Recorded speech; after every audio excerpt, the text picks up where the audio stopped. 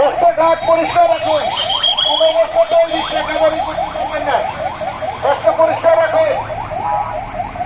জেলাতলের রাস্তা, উপজেলা গেটের প্রবেশের রাস্তা পরিষ্কার রাখুন। কোনো অবস্থাতেই যানজট হয় রিক্সা প্রবেশ করতে পারবেন না। চলাচলের রাস্তা নির্বিঘ্ন রাখুন। সপ্তরানা সোসাইটির উদ্যোগে আমাদের ট্রাফিকিং কার্যক্রম পরিচালনা হচ্ছে।